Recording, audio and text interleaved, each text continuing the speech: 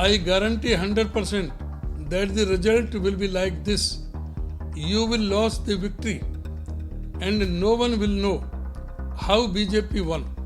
You know this and I know how it won. और हमने उनसे सवाल भी किया था कि कांग्रेस पार्टी स्पष्ट करे कि जहां उनके 37 विधायक जीत कर आए थे वहां ईवीएम ठीक थी या खराब थी। हरियाणा में विधानसभा चुनाव के नतीजों को लेकर विवाद बढ़ता जा रहा है। लगातार तीसरी हार से परेशान कांग्रेस इस परिणाम को महीने भर बाद भी पचा नहीं पा रही है। सड़क हो या विधानसभा, पार्टी के नेता लगातार इस मुद्दे को जोर शोर से उठा रहे हैं। वहीं बीजेपी का कहना है कि दरअसल जनता द्वारा लगातार खारिज किए जाने के बाद कांग्रेस अब संवैधानिक संस्थाओं को निशाना बनाकर अपनी नाकामी छिपाने की कोशिश कर रही है।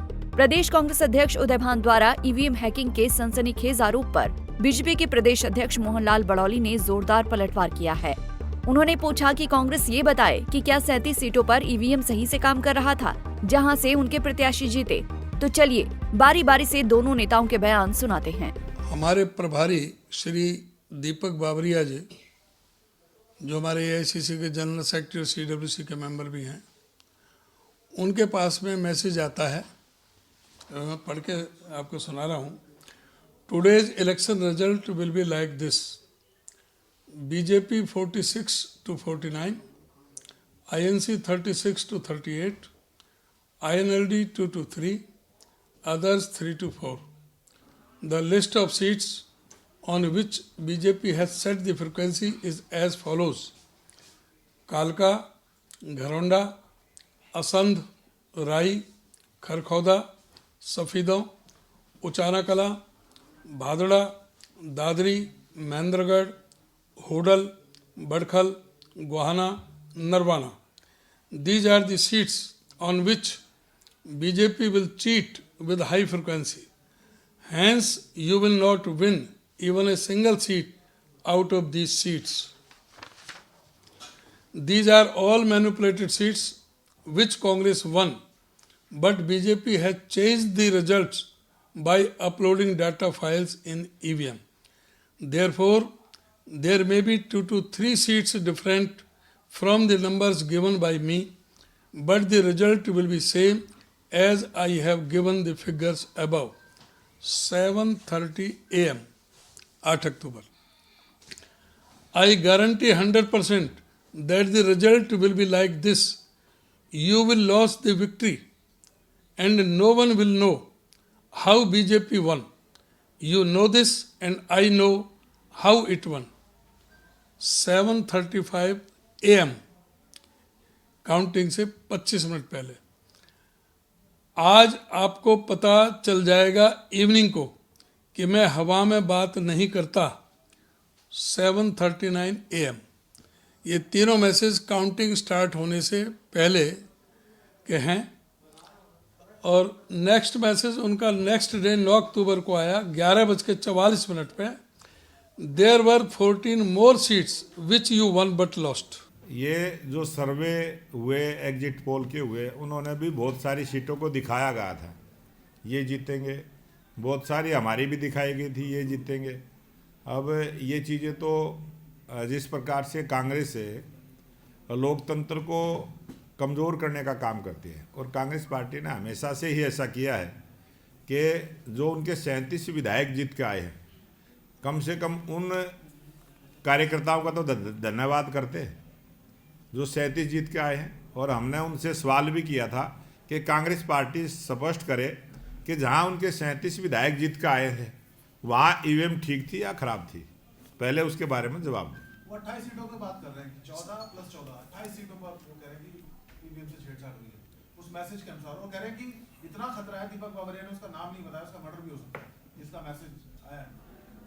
हाँ, तो दीपक बावरिया ने सारी चीज़ें जो वो कह रहे हैं मीडिया के सामने कह रहे हैं, सार्वजनिक रूप से कह रहे हैं, और कांग्रेस के बड़े नेताओं ने सार्वजनिक रूप से मंचों से भी बयान दिए थे और संविधान को हाथ में लेके बयान दिए थे कि भारतीय जनता पार्टी की सरकार बनेगी तो वो क्या करने वाले हैं। और उन्होंने आरक्षण को लेके भी समाज में एक भ्रम फैलाने का काम किया कि भारतीय जनता पार्टी की सरकार आएगी तो आरक्षण के बारे में भी उन्होंने झूठी बयानबाजी की। तो ये कांग्रेस पार्टी के स्वभाव में है, वो कोई ना कोई बात कहते हैं। और जब राहुल गांधी जी अमेरिका में गए और एक मीडिया के सामने उन्होंने उस बात को माना कि कांग्रेस पार्टी सत्ता में आएगी तो एससी और ओबीसी समाज के लिए जो आरक्षण है उसको ख़त्म करने का काम करेंगे। ये मीडिया के सामने अमेरिका में कहा और आज तक उस बात का वो खंडन नहीं कर पाए, आज तक वो बता नहीं पाए ये बात उन्होंने वहाँ क्यों बोली थी। तो कांग्रेस पार्टी के लोग क्या बयानबाजी करते हैं और फिर उस पर खराब ही नहीं उतरते हैं।